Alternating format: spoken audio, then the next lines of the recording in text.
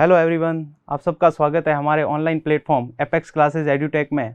और आज हम पढ़ रहे हैं प्रत्यावर्ती धारा का सेकंड पोर्शन, जो हमने कल वीडियो लेक्चर में चर्चा की थी। उसके आगे के वीडियो लेक्चर को आज हम पढ़ते हैं। तो प्रत्यावर्ती धारा का भाग 2, इसके बारे में आज अपन अध्ययन करेंगे। तो देखिए, कल जो हमने पढ़ा था उसको थोड़ा सा रिवाइज करते हैं कि बेसिकली क्या क्या बातें पढ़ी थी। तो देखिए, हमने कल जो है वो औसत धारा के बारे में बात की थी, औसत वोल्टेज के बारे में बात की थी, और वो भी औसत की वैल्यू अगर की बात की जाए तो हमने पढ़ा था कि IRMS या फिर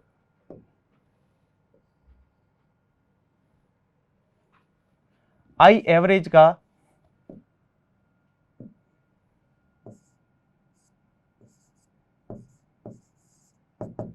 जो बेसिकली हमने फॉर्मूला पढ़ा था वो था T1 से लेकर T2 I dt divide by T1 से T2 dt।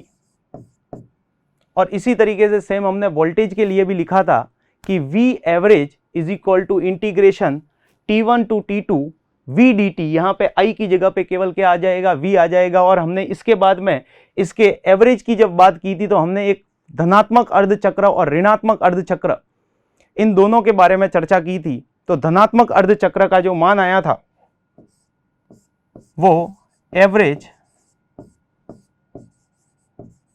धनात्मक,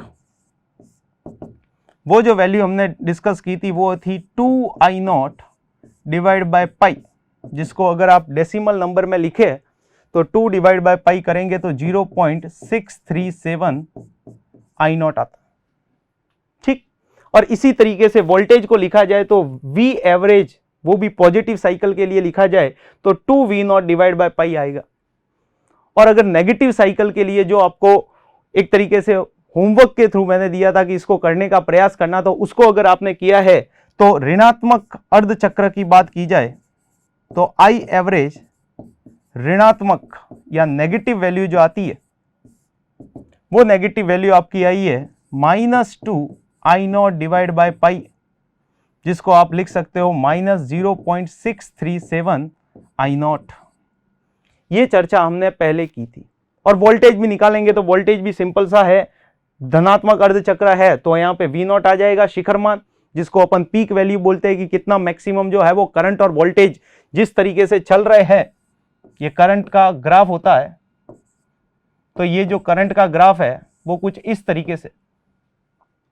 तो यहां पर पीक वोल्टेज या पीक करंट की बात की जाए तो वो बेसिकली I0 कहलाता है। करंट है तो I0 आएगा, वोल्टेज है तो V0 आएगा। तो ये बेसिकली आपके शिखर मान के बारे में बात कर रहा है कि शिखर मान जो होगा, जो धनात्मक अर्धचक्र की वैल्यू होगी, वो शिखर मान की कितनी होगी, 0.637 वैल्यू होगी। और ये क्वेश्चन पूछा भी जा सकता है आपसे बोर्ड में कि सिद्ध कीजिए कि किसी प्रत्यावर्ती धारा के धनात्मक अर्धचक्र का मान उसके शिखर मान का 0.637 वैल्यू होती है।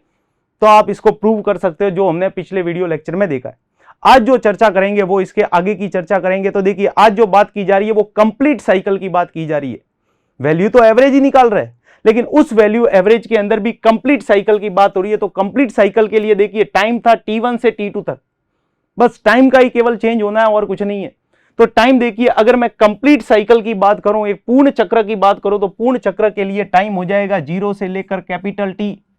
तो कुछ भी नहीं, उस तरीके से ही डेरिवेशन करना है। लेकिन ये जो डेरिवेशन है, इसके अंदर आपको टाइम की जो लिमिट पुट करनी है वो कहां से, 0 से लेके कैपिटल T तक पुट करनी है। क्लियर हो रही है बात? तो आइए चर्चा करते हैं एक पूर्ण चक्र के लिए। तो हमारा अगला जो पोर्शन आता है कि AC के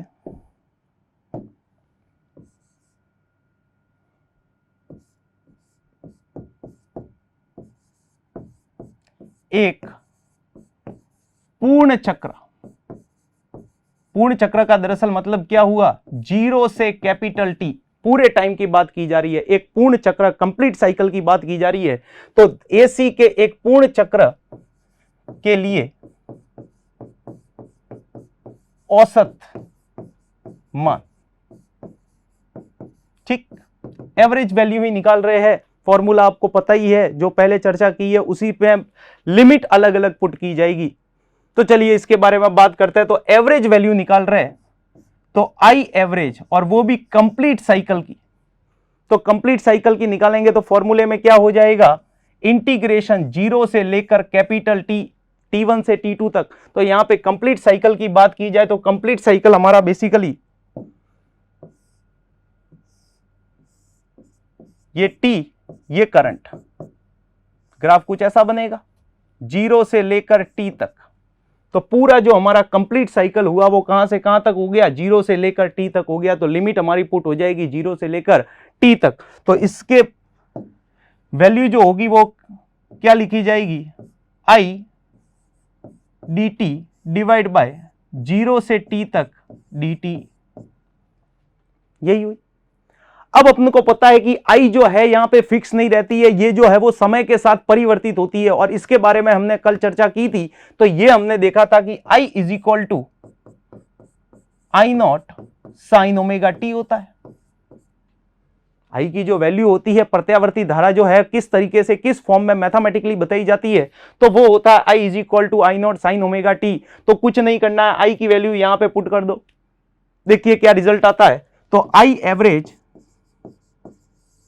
इज इक्वल टू 0 से लेकर T तक I की वैल्यू वहां से पुट करो, I naught sine omega T D T divide by, अब सुनिए मेरी बात, dt का समाकलन, आई होप आप लोगों को समाकलन अच्छे से आते होंगे। तो आपने पढ़ा भी हुआ भी है कि dt का समाकलन होता है t, dx का x होता है, dy का y होता है, dz का z होता है। तो उसी तरीके से dt का समाकलन क्या हो जाएगा, t हो जाएगा। और अपर लिमिट और लोअर लिमिट, अपर लिमिट रखोगे तो कैपिटल T और लोअर लिमिट रखोगे तो 0, जिसका कोई बेसिक मतलब नहीं है। तो ये डायरेक्ट ही आप कैपिटल T भी लिख सकते हो, लेकिन एक बार के लिए चलो पूरा डेराइव ही करता हूं।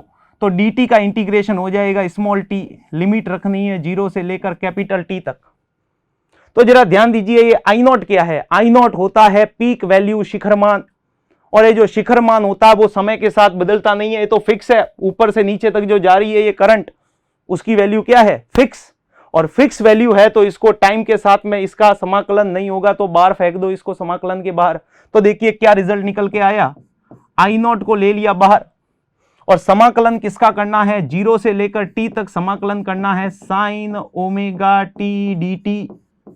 और नीचे क्या टर्म बच गई, तो देखिए अपर लिमिट रखो तो कैपिटल T, लोअर लिमिट रखो तो 0, तो T माइनस 0 क्या हो जाएगा, कैपिटल T। तो इसको लिखा गया कैपिटल T। तो अब जरा ध्यान दीजिए, हमारे पास में बाहर तो आ गया आई नॉट डिवाइड बाई टी, समाकलन किसका करना है, साइन ओमेगा टी का इंटीग्रेशन करना है या समाकलन करना है। तो आपको पता होना चाहिए कि साइन ओमेगा टी का जो समाकलन हो जाएगा वो हो जाएगा minus cos omega T upon omega. Sine omega T का समाकलन क्या हो जाएगा, तो ये लिखा गया I average is equal to I naught divide by T. तो एज इट इज समाकलन किसका किया, साइन का, तो साइन का हो गया माइनस कॉस ओमेगा टी, और डिवाइड में क्या आ जाएगा, ओमेगा। कहां से कहां तक लिमिट चली जाएगी, तो लिमिट वही 0 से लेके कैपिटल टी तक चली जाएगी। नेक्स्ट स्लाइड पे इसको मैं ले रहा हूं, तो देखिए क्या आ गया हमारे पास, I average is equal to I naught divide by T तो है ही, तो ये लिखा गया I average is equal to I naught divide by T. और क्या था ये बेसिकली माइनस, तो इस चाहो तो इस माइनस को भी आप बाहर लिख सकते हो, इस माइनस को भी बाहर लिख लेते, तो ये लिखा गया माइनस, और अंदर क्या टर्म बची हुई है, कॉस ओमेगा टी, और ओमेगा को भी बाहर ले लो, कहां से कहां तक, 0 से लेके कैपिटल टी तक आ जाएगी लिमिट इसकी। यही बना, ओमेगा जो नीचे लिखा हुआ था उसको हमने बाहर ले लिया। तो अब ये बेसिकली क्या लिखा गया, इसको इधर की ओर सॉल्व कर रहा हूं, तो ये लिखा गया minus I naught upon omega T, upper limit minus lower limit put करनी है, उच्चतम सीमा माइनस निम्नतम सीमा। तो उच्चतम सीमा को पहले रखो, तो cos omega capital T minus cos omega 0, पहले अपर लिमिट स्मॉल टी में वैल्यू पुट करनी है कि स्मॉल टी तो चेंज हो रहा है, तो स्मॉल टी का पूर्ण साइकिल के लिए, पूर्ण चक्र के लिए बात की जा रही है, तो कैपिटल टी, और निम्नतम सीमा इसकी क्या है, 0 है, तो 0 पुट की। तो जरा देखते हैं क्या रिजल्ट निकल के आता है। तो I average is equal to क्या लिखा गया, minus I naught upon omega. जैसे कि पिछले वीडियो लेक्चर में हमने बात की थी, ओमेगा बेसिकली क्या लिखा जाता है, 2 pi divide by T, omega का दूसरा नाम होता है। तो कैसे लिखा जाएगा, 2 पाई डिवाइड बाई टी, और ये टी एज इट इज।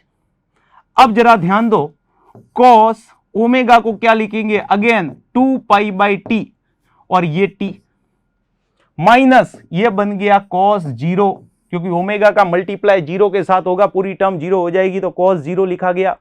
तो अब देखिए ये बेसिकली क्या हुआ, टी ने टी को मार दिया, इस टी ने इस टी को मार दिया।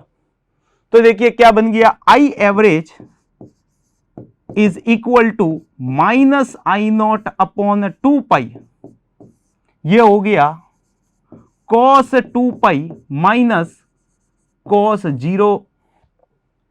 अब यहां पे आपको एक बात पता होनी चाहिए कि cos 2 पाई की वैल्यू 1 होती है। cos 2 पाई की वैल्यू कितनी होती है बच्चों, 1 होती है, और cos 0 की वैल्यू भी 1 होती है।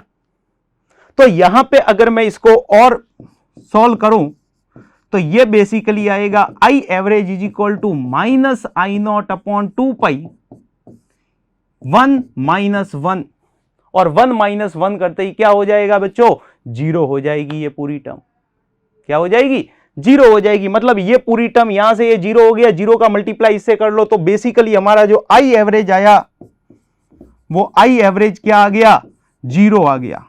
क्या समझे इसका मतलब, इसका मतलब सिंपल सा हुआ कि एक पूर्ण चक्र के अंदर जब प्रत्यावर्ती धारा के एक पूर्ण चक्र की बात की जाए, धनात्मक प्लस ऋणात्मक दोनों चक्रों को मिला करके, तो पूरी जो औसत धारा आती है वो औसत धारा कितनी प्राप्त होती है अपने को, 0 प्राप्त होती है।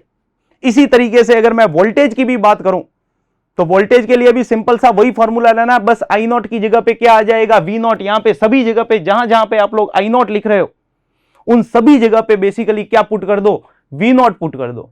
तो जैसे ही वी नॉट पुट करोगे तो इसके अंदर से वापस से यूं का यूं ये ऐसे का ऐसे सॉल्व होगा, और फिर वापस से इसका भी आंसर क्या आएगा, 0 आएगा। तो कहने का मतलब क्या हुआ कि एक पूर्ण चक्र में जो एक कंप्लीट साइकिल होता है प्रत्यावर्ती धारा का, उस कंप्लीट साइकिल में औसत धारा का मान कितना होता है, 0 होता है। और दूसरी बात यह भी बोली जा सकती है कि औसत वोल्टेज का मान एक पूर्ण चक्र के अंदर क्या प्राप्त होता है, 0 प्राप्त होता है। तो अगर मैं वी एवरेज अगर लिखना चाहूं तो वी एवरेज बेसिकली इसी तरीके से क्या लिखा जाएगा, 0। ये कंप्लीट साइकिल की बात हुई है, एक पूर्ण चक्र की बात हुई है। ये जो बात की जा रही है एक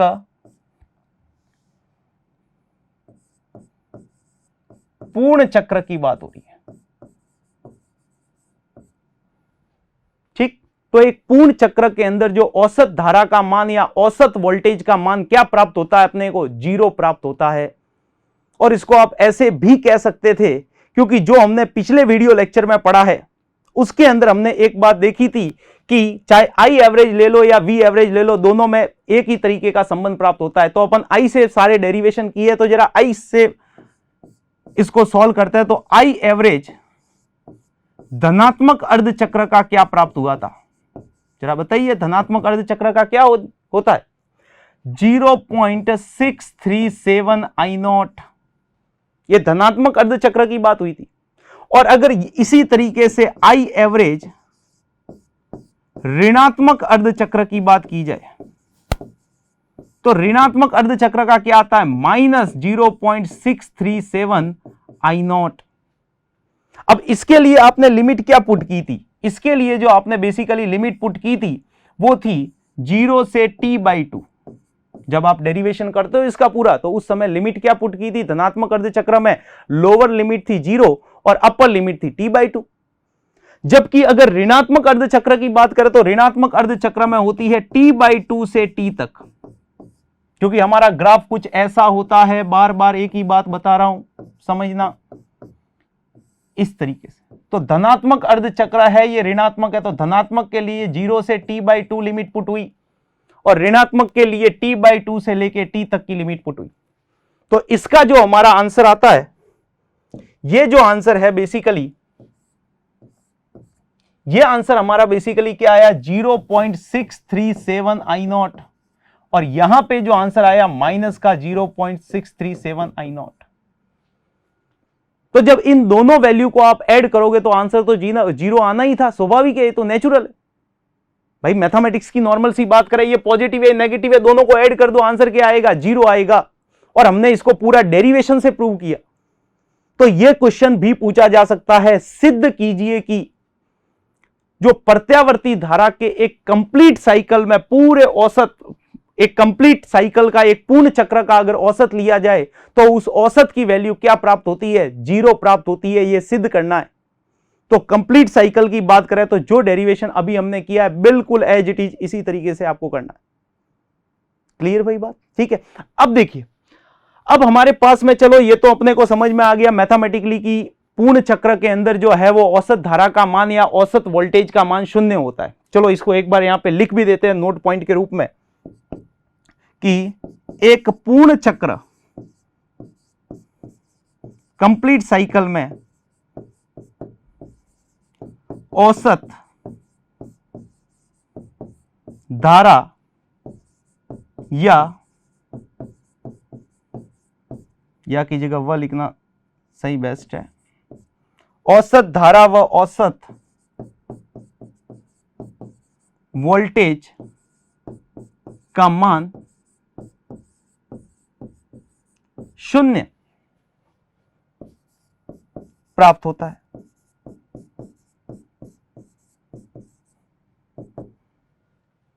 ये अपन ने, ये एज इट इज अगर बोर्ड में आएगा तो यहां पे वर्ड लग जाएगा सिद्ध कीजिए, बाकी यूं का यूं चपके आएगा। तो आपको जो अभी डेरिवेशन करवाया गया बिल्कुल इसी तरीके से करके आना है एक कंप्लीट साइकिल के लिए।